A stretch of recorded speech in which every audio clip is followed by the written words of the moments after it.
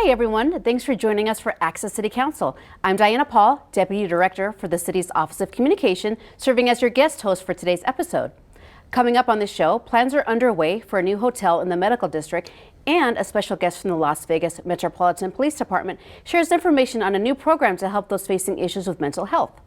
Here to talk about these topics and more is the councilman who represents Ward 1, Brian Knudsen. Councilman, welcome back to the program. Thank you very much for having me. I appreciate it. Yeah, thank you so much Welcome for letting you. me serve. Yeah, I'm your guest host for today. I really hope I do a great job for you because I'm excited fantastic. to talk about all the great things happening in Ward 1. And for those who may not know, Ward 1 recently expanded its borders through a redistricting process. Can you maybe give us a sense, what are the new boundaries of Ward 1? Well, in my estimation, the picture looks like a reindeer. It's a reindeer Ward 1, so it goes from the 15 up to about Durango, and then Sahara over to Cheyenne at its furthest, most northern point. So it looks like a reindeer in the city of Las Vegas. So that's how you know it's me. Yeah, and you picked up a lot of new residents. You lost some. I know you're really sad about that on your last show. You lost some to a different ward, but you gained a lot of more residents. How's that been going so far, getting to know your new constituents? It's fantastic. We've been doing community events. We've done some brews with Brian, and so it's a lot of new people. And we sent out letters to about 8,000 people, so we're getting all the issues and complaints and challenges, and so we're learning about how best to serve our new residents, and that's been a great learning experience for us. That's great. And Councilman, you're always out and about in the ward, your team, and you are great about posting on social media about all the things happening. So one of the things you recently posted on Facebook was big news. The City of Las Vegas voted yes to approve a new hotel and parking garage and medical office building in the heart of Ward 1 near Shadow Lane and Wellness Way. Now, this is a huge announcement for the medical district. You've been working with the medical district on that plan for several years, and even before that, there was a master plan that's still ongoing. What does this big announcement mean for the Las Vegas Medical District? It's everything, and it really is just the beginning of many, many things to come. So just as a recap for what the council approved is we sold a piece of land. It's on Wellness Way in Shadow. There's an adjacent piece of land that's owned by the university, and so it's a three-way partnership between the City of Las Vegas, the Nevada System of Higher Education, and a private developer, G2 Development. We're all going to join forces to build out a 700 parking spot garage, which is desperately needed in that area. A hotel, which if we're going to talk about diversifying our economy, medical tourism is one of those ways to do that. So the hotel is intended to help with that effort. And then what's really important to me is, it's all important to me, but this is what is critically important for the game changer that is the medical district, is concentrating all of our medical resources into one area. So there's about 160,000 square feet of medical office space. There's going to be a room in there for retail, a restaurant in the hotel. It's going to change everything in the medical district, and it's just the beginning, because in the next several months there'll be multiple other developments that come forward that change how we think about our medical district now. Yeah, this is huge. I mean, the master plan for the medical district has been going on for many years. There's the UNLV Medical School that's going to be kind of an anchor tenant. Maybe you can give us an idea of what is the master plan? What is the big idea for the Las Vegas Medical District, and how do all these pieces fit together? So the Kirk Kerkorian School of Medicine at UNLV is right there on Shadow Lane. It's across from Valley Hospital. The medical students will be starting their classes there in October of this year. So that is the anchor tenant. The hotel is another anchor tenant, UMC, Valley Hospital. The goal for me is really to make sure that we concentrate medical resources in one defined area. A lot of people know, I talk about it all the time, that my son was sick. He spent a lot of time at UMC. I spent a lot of time at UMC. If you have appointments and you have to go to multiple different doctors around town, I think it makes it really quite challenging. The intention for me is to concentrate them, provide amenities that makes medical students want to live there. And I think what will happen is if we provide an environment where doctors want to stay and live, we're going to increase the quality of healthcare within our community. And that's the goal. That's why I ran for city council, is improving the quality and access of healthcare. I think a lot of people know that it's not where it needs to be. You can look at our rankings in every category. So this is my attempt to making sure that if you need a doctor, you have a doctor there, and a really good doctor at that.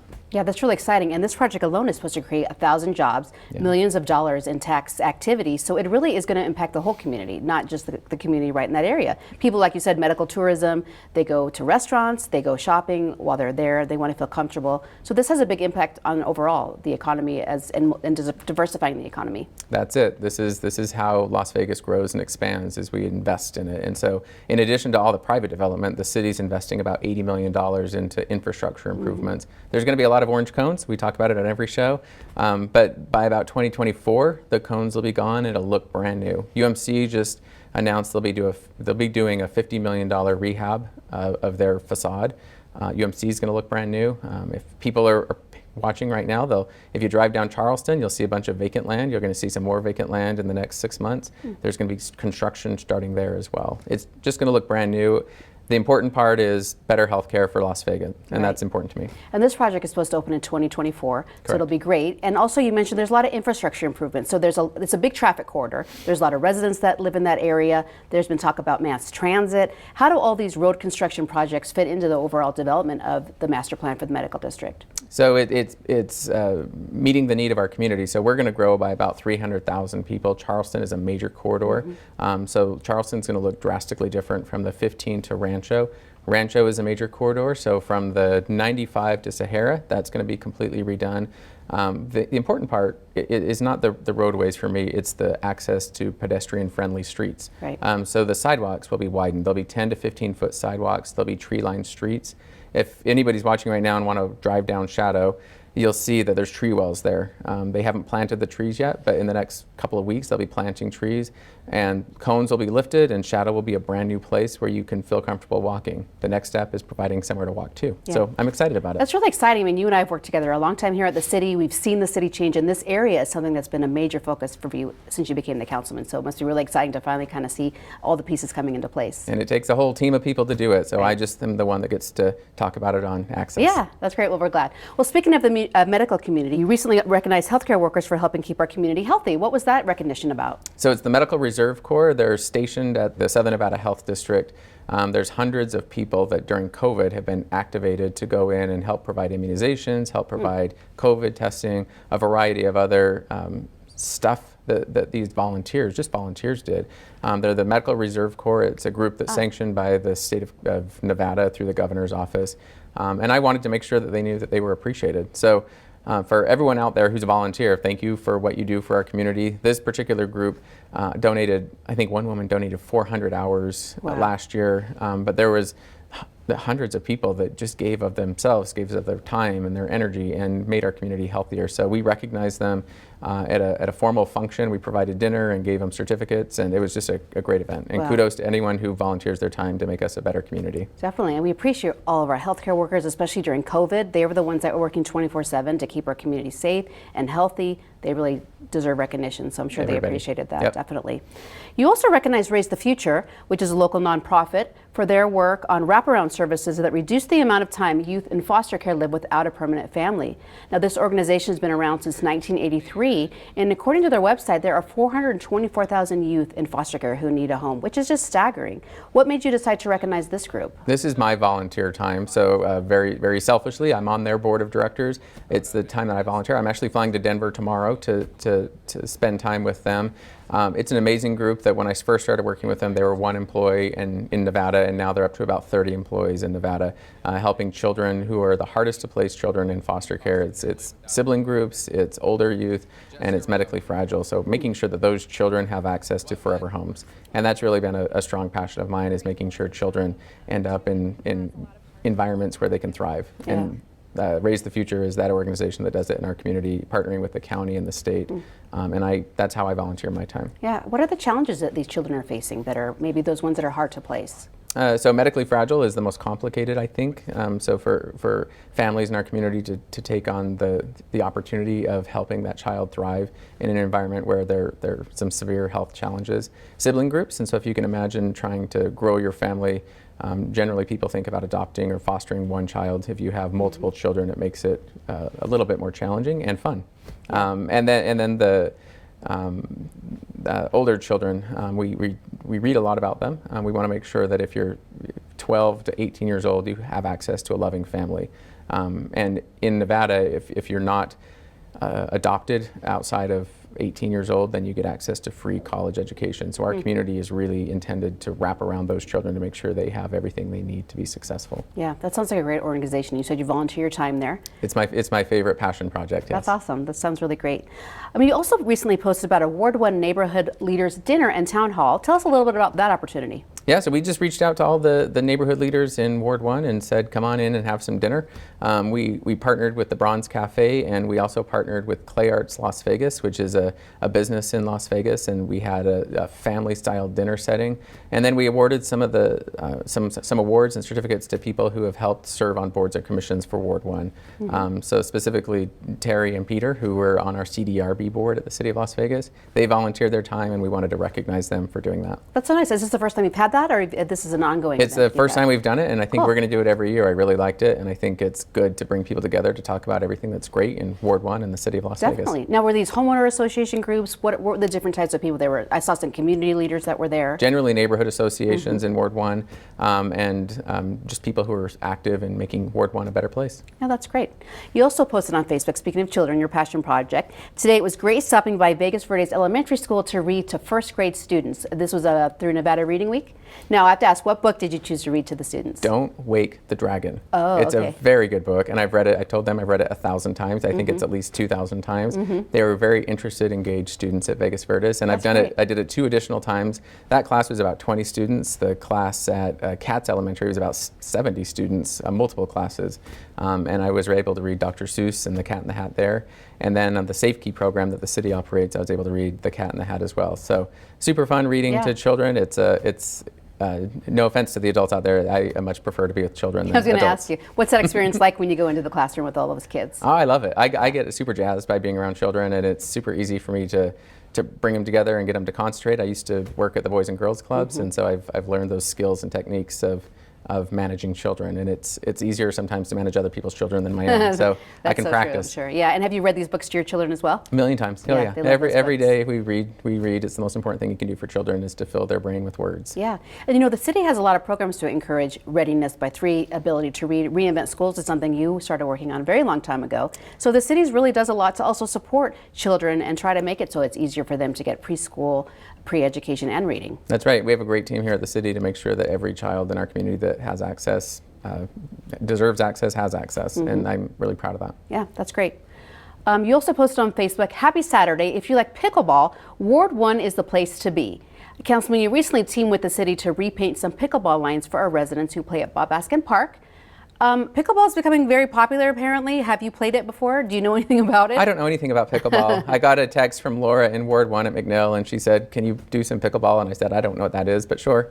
And so we have a great team here at the city. I said, can you please put some pickleball lines? We asked the neighborhood. Everyone kind of agreed that pickleball is the next big thing, or it is the big thing now. Yeah. And so there's pickleball lines there. I imagine when my children are older, then I might play pickleball. Yeah. But as of right now, I don't have time. I know. And I you hope know- the Ward 1 residents love it. Yeah, and you know what? Our Parks and Rec department, I think they offer pickleball classes and instruction, so maybe at some point we can get lessons because I haven't heard anything about it either. I Maybe. don't know the rules, so maybe we could get up to speed with that. It's interesting, you know, you love Parks and Rec, obviously, and as a native here in Las Vegas, when I grew up, it was just open space. That was your park, right? You went to Bob Askin Park. That was one of the parks we went to all the time. But now they have dog parks, they have pickleball courts, we have tennis courts. We have so many amenities through Parks and Rec that pretty much from young to old, whatever you want to experience, we offer it. And they're always busy. I'm at the parks all the time. So I'm usually, if I'm at a park, I'm sitting there watching my children play, and they're always busy. So I think it's great. The city does an amazing job with parks and recreation. Yeah, Really proud of it. People love it. So, you also posted on Facebook, Team Knudsen thanks our partners at Get Outdoors Nevada for helping us clean up Bill Breyer Park this month.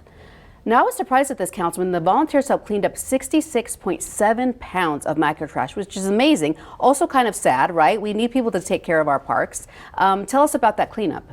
Yeah, so it's a super fun thing. Lots of people come out. We do it on a monthly basis, and I look at it as an opportunity for people to get together with their friends, their family members, their neighbors, and talk about how the world can be a better place. There's nothing political or territorial or competitive about it. It's you walk around, you pick up trash, and make the world a better place. Yeah. I really enjoy those types of activities. Yeah, and Get Outdoors Nevada, it's a 501c3. The city does a lot of partnerships with, and they help preserve our lands through education, through service events like this. You can actually volunteer at that group if you'd like to. It's an amazing organization that I've had a lot of interactions with over the years, so very proud of the work that they do, and they should take credit for everything. Great. All right, well, we need to take a short break, but when we return, we will tell you how the city is teaming up with Metro Police to help those in our community with mental health needs. That's next. Please stay with us. You think you've had a bad ride-share experience? Even the worst ride-share would be better than one of ours. But if you drive after drinking or consuming cannabis, This is the ride you're gonna get. Plan a ride, or law enforcement will pick you up. But at least you won't need to tip your driver. 0 fatalities. Lives are on the line. Paid for by the Nevada Departments of Public Safety and Transportation. Huntington! Every proper bear knows that the right fit means everything. Especially when it comes to car seats. Oh, really? I just did what any bear would do. So know for sure that your child is in the right car seat for their age and size. I like it. To learn more, visit safercar.gov/the right seat. Oh, hello there. Oh, Where's that bear? Welcome back, everyone. The City of Las Vegas and our Metropolitan Police Department have teamed up to help reach those in our community experiencing behavioral or mental health issues. With us today to tell us more is Captain Timothy Hatchett with the Bolden Area Command. Thanks for being with us. Thank you so much for having me. Yeah, it's great to see you. So tell us a little bit about the Behavioral Health Unit and what it's currently doing to help people that are in need in our community. Well, currently I'm over at the Bolden Area Command, but we have a behavioral health unit. It's at our headquarters, and we developed that unit probably about 2 years ago, and it was well prior to COVID or any of the current events that are going on. But the number one goal was to find underlying solutions to identify and address, ways to help people who are having mental health and chemical dependency needs. So within that unit, they actually developed about $1 million for, it's called a LEMA team. It's a law enforcement intervention for mental health and addiction. There's officers attached to that unit, and it's a diversion program. Fundamentally, those who are have some of those issues, they can go into the program voluntarily, or they can divert people with low-level crimes and actually get them housing, get them chemical dependency treatment. The unit also, I had the opportunity to actually be within the unit. We have a homeless outreach team, and that's what we started with. I was the lieutenant in charge of our homeless outreach team, so we started piecing it all together, and the goal was always to build this out. So basically, we have a homeless outreach team, our LEMA team, we have crisis intervention officers, they're detectives that focus in on our legal 2000s, which is when individuals who basically go and they're forced into the medical side to evaluate if there's underlying issues to address, safety concerns for themselves, if they're suicidal. But lastly, one of the elements that we weren't able to basically include that we're super excited to be partnering with Councilman Brian Knudsen with is social workers. So we had brought in UNLV practicum students who actually kind of piloted the program. And really it's the go out there, and we have so many touch points with individuals. And it's to figure out ways that we can help the community through non-traditional policing. And when we have that contact, a lot of times even with crimes that occur, there's underlying issues with those within those households that we could better serve with those individuals. So the goal is to partner with the city to bring on full-time licensed social workers, to integrate those social workers into the behavioral health unit, and then work with Bolden Area Command, which I'm currently representative of, and also our downtown area command, to ultimately help prevent homelessness. But there's so many little things we can do along the way to help individuals when we make contact with them. So we'll be working with hand in hand with these social workers. It will be a co-responder team, and they'll be able to assess all the programs that we have within the behavioral health unit. Now, that sounds like a great program, and mental health is something that our community is really struggling with. Councilman, how did you end up connecting these two things together to help build this team? The captain did it. And so this is, I can't commend him more. He's absolutely amazing, and he's the perfect fit. Bolden Area Command is actually the biggest chunk of Ward 1. And so when people are calling asking for assistance from the City of Las Vegas, if it relates to police, it's Bolden Area Command that's going to be responding. So the biggest challenge I think we have, and the most calls that I get out of my office are for encampments. When we send a unit out, when Metro sends a unit out, it's very, very challenging to move somebody off the streets into services. I think the goal of this program is to prevent people from ever going into homelessness. And as a council person, I have the privilege of doing ride-alongs. I've done a number of ride-alongs with both Department of Public Safety at the City of Las Vegas and with the Metropolitan Police Department, Bolden Area Command. The majority of calls, all of the calls I've been on, have been somehow related to drugs, crime, violence. But the lack of services available for those folks and their family members, I think, is a point that the captain brought up, and I thought that was just a brilliant idea. I mean, it's his idea, and so on the next council meeting, we're going to be looking at an agreement to put those social workers, caseworkers in with the police officers. And as I look at it, the Metropolitan Police Department, this guy right here, this is the largest social service agency we have in our state. Right. And we have got to make sure our frontline workers, our officers, are provided with the resources they need to support folks in our community that desperately need it. That's really amazing. Now, you mentioned the program started before COVID, but tell me, after COVID, we saw a big increase, I'm sure, in people that are struggling with mental health issues, especially because of COVID. How did this program come into play during COVID? Well, you know, as I mentioned, I was over at our homeless outreach team, and we were having significant successes within the city. And our partnerships with the city are amazing, to be honest with you. And when COVID hit, we had to reassess and say, hey, we recognize that this is going to have a huge impact on our community. So right now, it's so important for us to get these additional services to individuals within the community after this impact, because not only do we have COVID, but people have been locked inside their houses, right? We have elderly who have had very little contact with outside people if they don't have family living nearby. So we have a lot of needs within this community that can be addressed through the partnerships with the police, the social workers, and really bringing in all of our not-for-profits and all of our different entities to help focus in and really walk an individual through the pathway to getting services, and not just connect them, but walk them through and follow up with them and make sure that they're engaged in getting what they need. A lot of times these things are there's a lot of paperwork that goes along with it, a lot of difficulties even on the officer side to recognize all the different services we actually have available. So having somebody who has that background and can sit down and say, I have all these hundreds of different contacts and I can get this individual into this treatment or into this service provider immediately, or even work hand in hand with the insurance providers, because a lot of times those are some difficulties too. So having those connections and having those resources specifically with officers, we're going to have so much success going forward. Right, and the goal is to really help people get off the streets and get through some of these issues that might be leading to crime, correct? We want to prevent them from ever being on the streets. And it's really under the leadership of the captain here, Captain Hatchett, in Bolden Area Command. And I think you're going to see some dramatic changes in how we think about providing services for our community, expanding upon our mental health care system, which we can talk about in the medical district, and leveraging our relationships with law enforcement, because I think that is how we're going to change some of the dynamics we're currently seeing in Ward 1 as well as the rest of the city and the Valley. Definitely. And so this is a pilot program.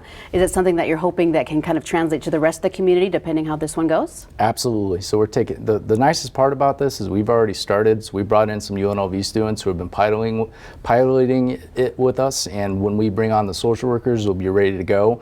But we've already been tracking all our successes, and it could be anything from housing assistance to insurance to food to clothing to counseling to domestic violence services. I mean, you name it, the gamut is out there, and we have the ability to not only track those but also walk people through. And when I speak with people in the community, I do presentations and talk about it, the community wants these types of services. They want police officers to be able to go out there and have more tools rather than just an arrest. And the one thing that we've really been speaking cultural-wise at Bolden Area Command is, imagine if the police go out and our number one goal is to not just serve, but to help an individual. And if fundamentally we have to make an arrest, lo and behold, be that way, but we'll have other services available to walk that person through rather than that being our go-to option. Right. So. Well, it sounds like a great program, and it'll be at an upcoming city council meeting, so we'll definitely keep everyone informed. So thank you so much for appearing as a guest on our show. We really appreciate it. Well, Councilman, I think that brings us to the end of the show. We covered a lot of great topics today. Thanks again for letting me be your guest host. Thank you for doing it. I appreciate it. And we'll see you again in 6 weeks. And we have a great team here at Channel 2, and really grateful for everybody's efforts to kind of put this information out there. Thank you to Bolden Area Command, and for the Ward 1 residents who are watching, knowing that all those calls coming in, like, we are being very reactive, proactive now, and I'm grateful for the opportunity to do that. Great. Thanks again, Councilman. We'll see you on the next show. Thank you. We always want to hear from you, so if you have something you would like to share with the councilman, you can always find him on Facebook and Twitter. You can also contact the councilman at 702-229-6405 or send him an email at bknudsen@lasvegasnevada.gov. Don't miss our next show beginning March 24th with Ward 3 City Councilwoman Olivia Diaz. You can catch all of our KCLV shows on Apple TV, Roku, and Amazon Fire, and watch for our QR code during the closing credits of this show to subscribe to the newsletter. Also, don't forget you can watch us live on the internet at kclv.tv and on YouTube. Thank you again for joining us, and we'll see you next time.